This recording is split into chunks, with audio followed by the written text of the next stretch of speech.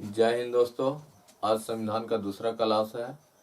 कल हम आपको अनुसूचियां के बारे में बताए थे, जिसमें 12 अनुसूची की बात किए थे। आज हम वो अनुसूचियां आपको रिवाइज करा देते हैं। पहला अनुसूची में आपको बताए थे कि संघ और राज्य, उसका क्षेत्र, कौन सा राज्य का कितना क्षेत्र है, वह अनुसूची 1 में लिखा होगा। दूसरा में आपको वेतन की बात किए थे, कौन सा अधिकारी को कितना वेतन दिया जाएगा, चाहे वो मंत्री हो चाहे विधायक हो। चौथा तीसरा अनुसूची में आपको शपथ की बात किए थे, कौन से अधिकारी को कौन सा शपथ लेना है, कौन सा मंत्री कौन सा शपथ लेना है। चौथा अनुसूची में राज्य के सीटों के समायोजन की बात किए थे, वह जनसंख्या पर आधारित होता है। ये इसलिए फास्ट बोलते हैं, इससे पहले आपको हम शांति से अगला वीडियो में आपको समझा दिए थे।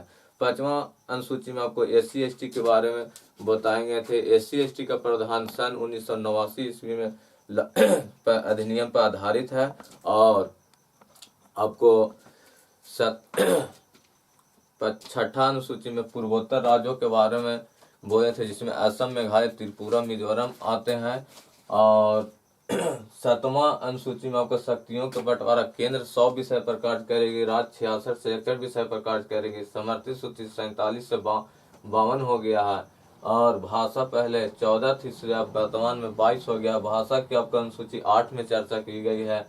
और 9वां अनुसूची में भूमि सुधार सन 1951 में पहला संशोधन जवाहरलाल नेहरू द्वारा कराया गया था। 10वां अनुसूची में दल बदल कानून सन 1985 में राजीव गांधी द्वारा किया गया था। और 11वां अनुसूची में आपको पंचायती राज व्यवस्था के बारे में बताए थे, जो 2 अक्टूबर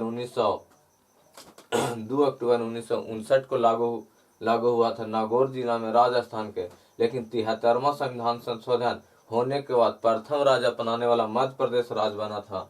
और 12वां अनुसूची में नगर पंचायत की आपको नगर पंचायत की बात किया गया था। इसमें 74वां संविधान संशोधन 74वां संविधान संशोधन सन 1993 में लागू हुआ था।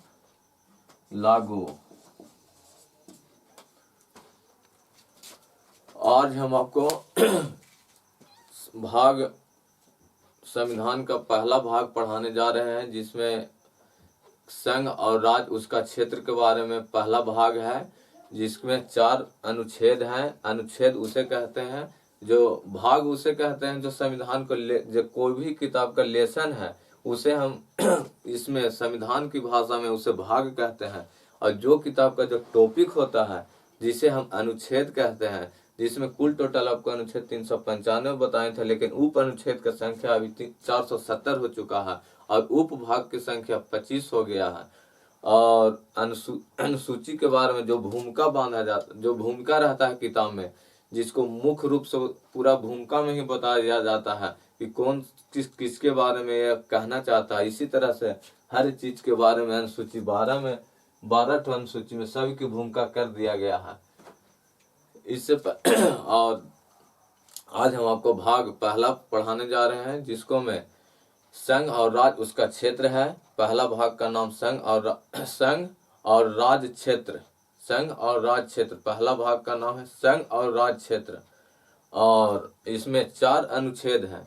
पहला अनुच्छेद में है कि भारत राज्यों का संघ है। भारत राज्यों का संघ है। संघ पर यहाँ पे थोड़ा विवाद हो जाता है कि क्वेश्चन में आता है, भारत राज्यों का शक्ति है कि भारत राज्यों का संघ है कि भारत केंद्रों का शासन स्थापित करता है कि भारत राज्यों का यूनियन है। लेकिन आप कभी भी यूनियन पर ही टिक लगाइएगा, काहे कि संघ यहाँ पे फेडरेशन भी होता है, कन्फेडरल भी होता है और यूनियन होता है। तीनों का मतलब ही संघ होता है। इसके तहत तीनों का मतलब अलग अलग होता है। पहला कन्फेडरल का मतलब होता है कि छोटे छोटे राज्य मिलकर एक देश को शक्ति दे देते हैं कि आप इस शक्तियों का प्रयोग करें, आप एक देश का निर्माण हम करते हैं, आप इस शक्तियों पर हम लोग लागू करते हैं। अगर किसी राज्य को अलग होना चाहते हैं वह देश से, वह क्लियर तुरंत प्रस्ताव देते हैं, वह अलग हो जाते हैं, जिसे एक कन्फेडरल का नियम है। जैसे कोई भी ईटा हम एक दीवार को जोड़ते हैं, इस तरह से ईटा लगाते हैं, उतना मजबूत ईटा नहीं बनता है। वही कन्फेडरल का नियम है। वह आसानी से ईटा निकल जाता है। अब फेडरेशन का मतलब होता है कि उस पर सीमेंट उमिट दे के ईटा जोड़ देते हैं। जैसे वो भी राज ही सब मिलकर एक केंद्र का निर्माण, एक देश का निर्माण करते हैं। लेकिन इसमें थोड़ा सा मजबूती होता है, इसमें हटाना थोड़ा दिक्कत हो जाता है। जैसे सीमेंट और बालू लगाकर अगर हम ईटा को ज्वाइंट कर दें तो उसे हटाने में ईटा को मुश्किल होता है, लेकिन ये भी हट जाता है, हटना चाहते हैं। इसी प्रकार सोवियत संघ भी हाल जो अभी रूस का हाल है। और यूनियन का मतलब है कि जो जुट गया वह कभी टूटेगा नहीं। जब हम दीवार पर प्लस्तरा करा देते हैं ईटा सीमेंट जोड़कर तो मुश्किल है, दीवार पूरा सहित ही गिर जाता है। जब राज कोई अलग होगा तो पूरा देश ही उसे एक करता है, कहे कि ईटा एक तो निकलेगा नहीं, दूसरा का नहीं। इसी तरह से यूनियन है, क्योंकि जैसे मैं आपको समझाने के लिए हम ये बात बोले हैं। और यह पहला अनुच्छेद में लिखा गया है भारत राज्यों का संघ है, इसलिए पहला कहीं भी एग्जाम में पूछता है कि भारत राज्यों का संघ है। अगर ऑप्शन में संघ भी दिया हो और यूनियन भी दिया हो तो आपका यूनियन ही टिक लगाना है, कहे कि यूनियन जो कभी अलग नहीं होते हैं, हर देश को मिला जुला कर चलते हैं। वो कोई भी राज्य भारत से अलग नहीं होना चाहते हैं। न बिहार अलग हो सकता है, न राजस्थान अलग हो सकता है। कोई 2800 राज्य और 8 केंद्र शासित प्रदेश वाले, इनमें से भारत से कोई भी अलग नहीं हो सकता है। और दूसरा अनुच्छेद में कहा गया है कि अगर भारत के बाहर कोई विदेशी देश या कोई विदेश का टुकड़ा अगर भारत में मिलना चाहता है, अनुच्छेद 2 में लिखा गया है कि अगर यह संसद का अधिकार दिया जाता है कि अगर देश के बाहर देश हो या देश का कोई टुकड़ा और भारत में मिलना चाहता है तो वह संसद का अधिकार दिया गया है कि वह स्वतः मिला ले।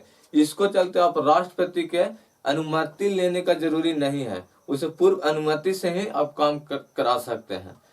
और तीसरा अनुच्छेद में लिखा गया है कि अगर भारत के अंदर कोई भी राज्य को सीमा बदलना हो या किसी राज्य का निर्माण करना हो या किसी राज्य को तोड़ फोड़ करके क्षेत्र में चेंज करना हो या किसी जगह का नाम बदलना हो, बिना उस राज्य को पूछे हुए वह संसद का यह अधिकार है कि वह नाम बदल दिया जाएगा। जैसे पहले इलाहाबाद, वाराणसी जिसे पंडित दीनदयाल अभी नाम धरा गया है। वाराणसी पहले नाम था पंडित दीनदयाल, इसको मुगल सराय के पंडित दीनदयाल नाम धरा गया है। इसे वह किसी राज्य से यूपी से नहीं पूछने गया, वह संसद में सब बैठक किए, बैठक करने के बाद पंडित दीनदयाल नाम धरा गया। अगला भी संसद अगर किसी का आएगा वो भी नाम चेंज कर सकते हैं, वह संसद का अधिकार है, वो किसी राज्य से पूछने नहीं जाते हैं कि आपका क्या होगा।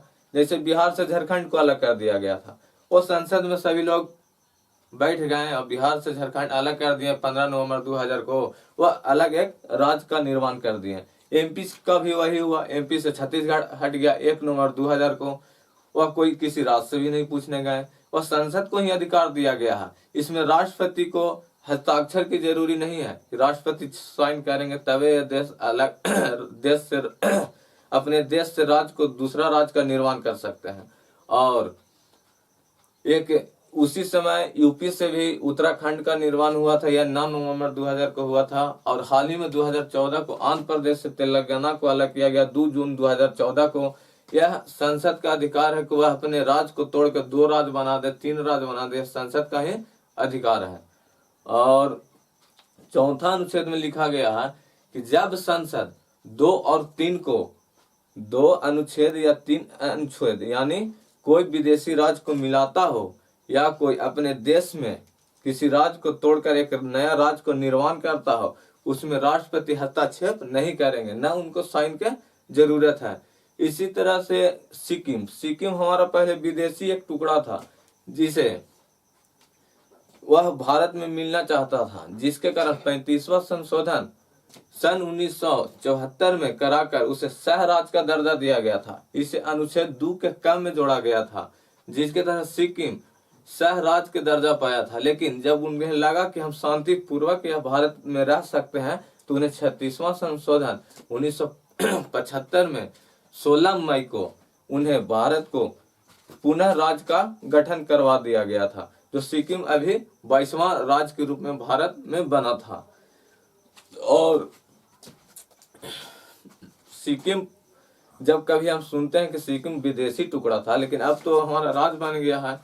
ये सन 1975 की बात है, हम लोग को क्या पता था, लेकिन जब यह किताब में पढ़े तो हम भी अचंभव कर रहे थे कि ऐसा बात है। हाल ही में देखिए ना, बांग्लादेश का एक परगना जिला जिसे भारत में मिलाया गया, वहां के भी तो सभी को व्यवस्था ढंग से किया गया, वो भी तो विदेशी टुकड़ा था जिसे भारत में मिला दिया गया, जिसके लिए 100वां संशोधन 2015 में किया गया था।